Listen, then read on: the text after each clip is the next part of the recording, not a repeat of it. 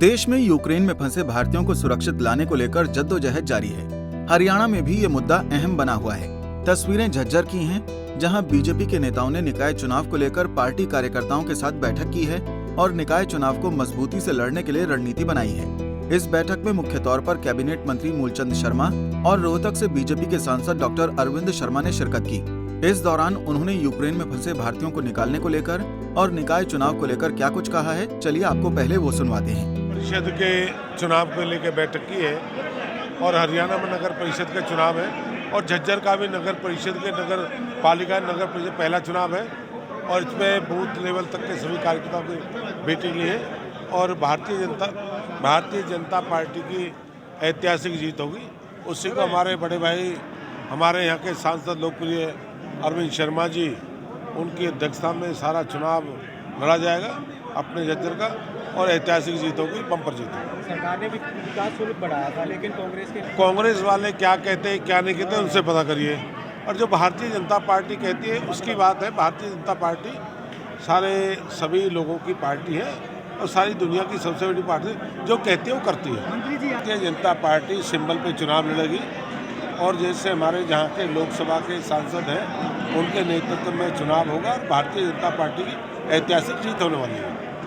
Doctor साहब Ukraine में हमारे देश के प्रधानमंत्री आदरणीय नरेंद्र मोदी हमारे सांसद लगे हुए हैं और प्रदेश के मुख्यमंत्री मनोहर लाल जी ने और संपर्क बना हुआ जितने यूक्रेन में हमारे साथी उनको लाने का आज भी चार फ्लाइट गई हैं, उन्हें लेके आएंगे।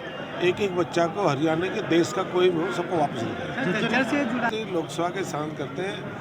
मुख्यमंत्री घोषणा जो काम उन पर काम करना है, सारा जाल देखिए और मंत्रियों के पूछना इतने नेशनल हाईवे, इतने बाईपास, इतने एक्सप्रेस है।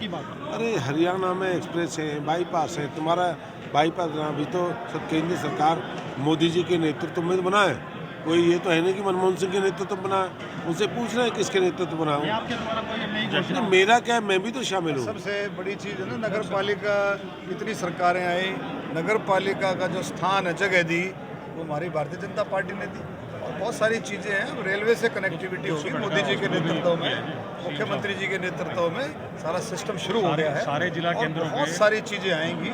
अभी बाढ़सा वाला जो एम्स है उसमें क्लासेज MBBS की क्लासेज लगनी शुरू होगी, उसमें नई OPD शुरू हो जाएगी और अदर स्पेशलिटी बहुत सारी चीज़ें हैं जो धीरे धीरे करके विकास का पहिया चलता रहता है और विकास का पहिया रुकता नहीं है और मोदी जी खट्टर साहब के नेतृत्व में ये काम चलता है। यूक्रेन जिले के और पार्लियामेंट्रीज के हरियाणा से भी काफ़ी छात्र हैं और मैंने करीबन 12-13 तारीख को ही माननीय मंत्री मीनाक्षी लेखी जी वहीं पंजाब में ही थी, तभी मैंने बात करके उन्होंने आदेश दिया था, उन्होंने कहा भी था, अपना नंबर भी ईमेल भी उन्होंने अपना मेंशन कर दिया था कि भी छात्र एम्बेसी से संपर्क करें।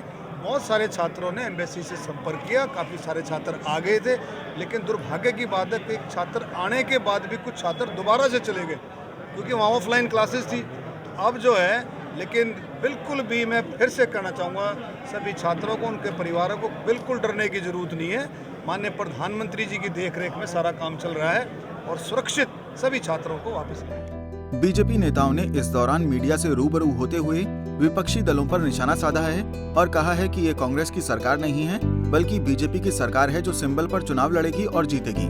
साथ ही यूक्रेन में फंसे भारतीयों को वापस लाने को लेकर बीजेपी नेताओं ने आश्वासन देते हुए कहा कि भारत के प्रधानमंत्री और विदेश मंत्रालय अपनी पूरी नजर मामले को लेकर बनाए हुए है और जो भी उचित कदम है वो केंद्र सरकार उठा रही है। झज्जर से प्रवीण कुमार धनखड़, पंजाब केसरी टीवी। हमसे जुड़े रहने के लिए हमारे YouTube चैनल को सब्सक्राइब करें और नई वीडियो की नोटिफिकेशन के लिए बेल आइकॉन को दबाएं। अगर आप ये वीडियो Facebook पर देख रहे हैं तो लाइक जरूर करें और ज्यादा से ज्यादा शेयर करें। धन्यवाद।